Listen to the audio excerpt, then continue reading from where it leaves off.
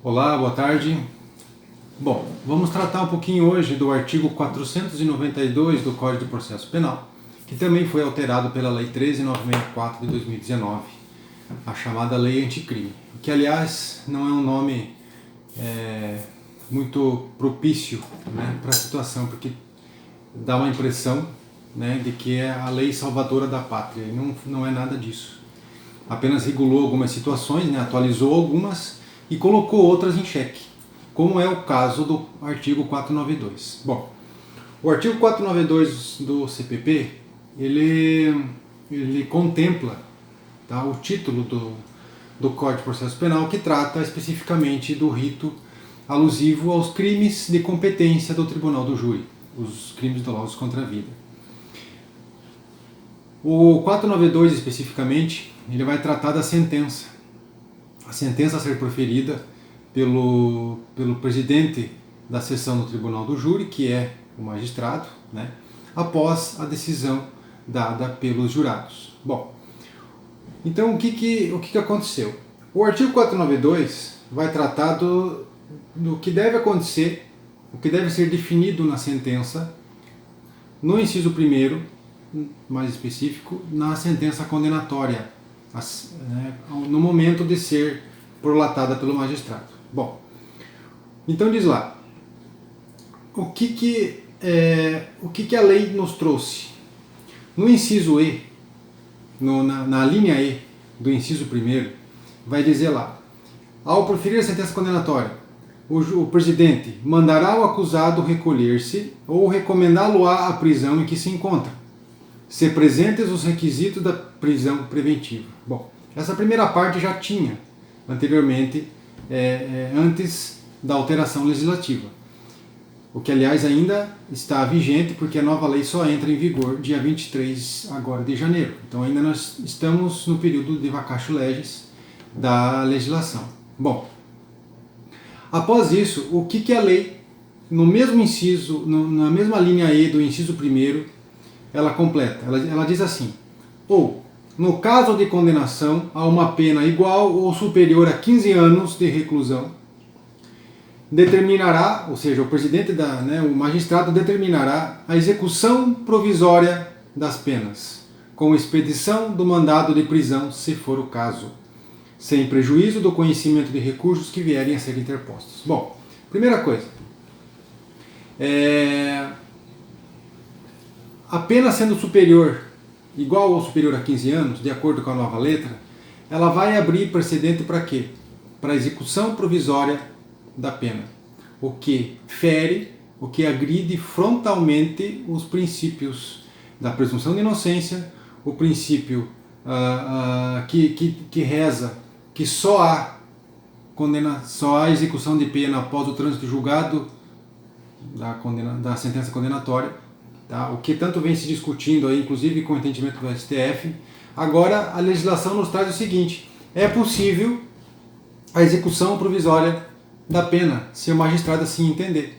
Então abriu-se uma brecha, por dizer assim, para quê? Para quebrar o princípio da presunção de inocência. Simples, embora inconstitucional na minha opinião, mas aplicável aí a partir da vigência da lei.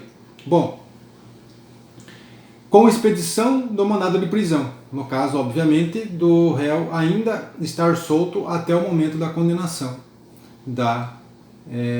do Tribunal do Júri, ou seja, não se fala aqui em prisão preventiva, se fala em execução provisória da pena, cumprimento de sentença, cumprimento da pena privativa de liberdade. O que o artigo especifica é que a pena para ser iniciada a execução provisória tem que ser igual ou superior a 15 anos de reclusão. Bom, se for o caso, sem prejuízo do conhecimento de recursos que vierem a ser interpostos. Então, embora possa caber recursos, o recurso de apelação, que é o recurso-chave ali contra a sentença condenatória, em face à sentença condenatória, mesmo que haja a interposição de recurso, então é possível, se no entendimento do magistrado isso for aplicável, e desde que a pena seja igual ou superior a 15 anos, o início do cumprimento da execução da pena. Tá, ok? Bom, aí lá no parágrafo 3º, que foi incluído pela Lei 13.964, diz assim: o presidente poderá, excepcionalmente, deixar de autorizar a execução provisória das penas de que trata a linha E do inciso 1º do caput desse artigo, ou seja, aquilo que a gente acabou de comentar, se houver questão substancial cuja resolução pelo tribunal ao qual competir o julgamento possa plausivelmente levar à revisão da condenação. Ou seja, o juiz só iria dizer não vou dar início à execução provisória da pena, por quê? Porque em grau de recurso a sentença pode ser modificada, pode haver um motivo que de maneira plausível pode levar à revisão dessa condenação. Agora, vamos imaginar o seguinte: o juiz, de acordo com a decisão dos jurados, ele dosou a pena, tá? Aplicou a dosimetria da pena e aplicou a condenação. Desde quando ele mesmo vai dizer assim, não, mas a minha sentença existe uma circunstância que mais, entre aspas, falha, que pode levar a uma revisão dessa condenação se o réu recorrer. Então eu não vou aplicar a execução provisória da pena porque a minha decisão pode ser mudada. Isso é uma incoerência total, porque o juiz, mesmo que ele tenha de repente essa impressão, né, esse entendimento, ele nunca, ou quase nunca vai admitir isso. Então ele vai aplicar a dosimetria da maneira com que, logicamente sendo fiel aos autos, de maneira fundamentada, mas ele mesmo não vai reconhecer que o tribunal pode mudar. Consequentemente, vão ser quase que nulas as questões, né, as situações em que não vai ser aplicada a execução provisória da pena. Então o parágrafo 3º vem dizer que numa situação de excepcionalidade o juiz pode deixar de autorizar a execução provisória da pena, caso ele entenda que a própria decisão que ele prolatou pode ser mudada em grau de recurso, o que na verdade é uma letra, no meu entendimento, uma letra morta de baixíssima, quase nula aplicação. Parágrafo 4º.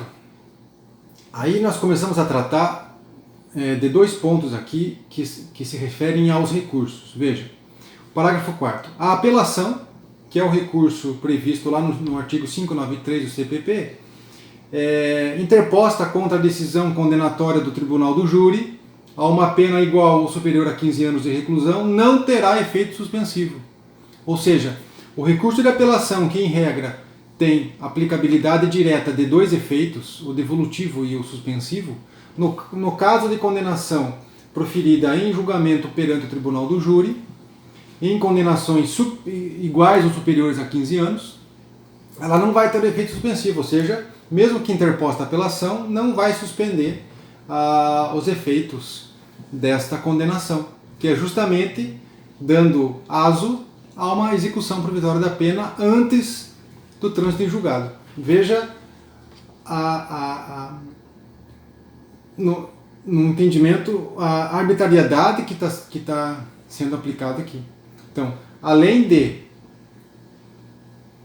fazerem sumir, né, pisarem em cima do princípio da presunção de inocência, estão dizendo o seguinte: o recurso de apelação interposto contra a sentença não vai haver efeito suspensivo, ou seja, vai recorrer, mas a execução provisória da pena ela não vai ser suspensa, ela vai ser continuada, ok?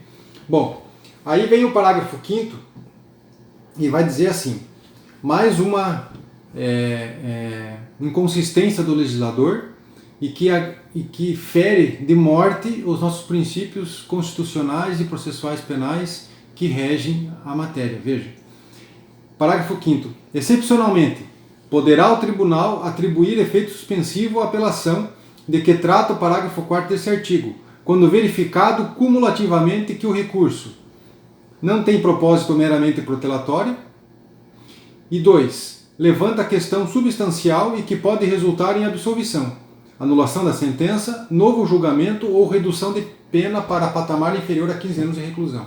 Primeiro, tudo bem, vai ficar a critério do tribunal, né, competente para julgar o recurso, a análise do efeito suspensivo. Mas para isso, qual é a necessidade? De que não haja no recurso, de maneira acumulada, o propósito meramente protelatório e que haja questão substancial que pode resultar numa nulidade ou numa anulação da sentença ou em novo julgamento ou redução da pena. Primeiro, o que é propósito meramente protelatório? Todo réu não tem direito a recorrer? Nós não temos direito constitucional ao recurso, a levar a situação julgada em primeira instância para a segunda instância e para os tribunais superiores? Então, qual é esse conceito de protelação, né? De propósito meramente protelatório?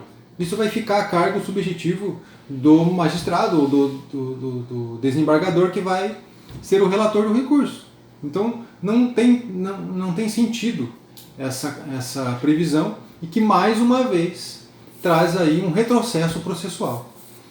E o inciso 2, a questão substancial e que pode resultar em absolvição, anulação de sentença, novo julgamento ou redução de pena para patamar inferior a 15 anos de reclusão. Ou seja, haveria aí nada mais nada menos do que um pré-julgamento, praticamente, porque se o desembargador, relator do recurso, entender que há elementos substanciais para uma absolvição, por exemplo, ele está praticamente julgando o recurso antes do tempo. E sim, isso reflete no pré-julgamento, o que vai também de encontro ao regramento processual. Então, vejam que nós caminhamos aí agora às margens dos princípios constitucionais e processuais, que fazem, mais uma vez, repito, com que haja um retrocesso aí no nosso âmbito penal, colocando em xeque uma briga, né, lutas já que não são de hoje, pela manutenção e pelo respeito às liberdades individuais e os princípios constitucionais e processuais penais. E o parágrafo 6º ainda, para fechar o artigo 492, traz assim: o pedido de concessão de efeito suspensivo poderá ser feito incidentalmente na apelação, ou seja, eu posso interpor a apelação, as razões e depois, a qualquer momento, ainda pleitear o efeito suspensivo, ou por meio de petição em separado, dirigida diretamente ao relator, instruída com cópias da sentença condenatória, das razões da apelação e de prova da tempestividade, das contrarrazões e das demais peças necessárias à compreensão da controvérsia. Ou seja, não há motivo plausível para uma previsão dessa. Se, depois do recurso distribuído ao tribunal, onde já terá um relator e um revisor determinado, por que eu vou precisar juntar peças se as peças já estariam lá? Quer dizer, é uma previsão inócua também, algo sem sentido e sem motivo. Bom, então fica aqui exposto as mudanças trazidas pelo artigo 492, no artigo 492, né, instituídas aí pela Lei 13.964 de 2019, com algumas observações, entendimentos a respeito da matéria. Espero que tenham gostado e a gente vai, nas próximas, aí, continuar nesses estudos. Beleza? Obrigado por enquanto, um abraço.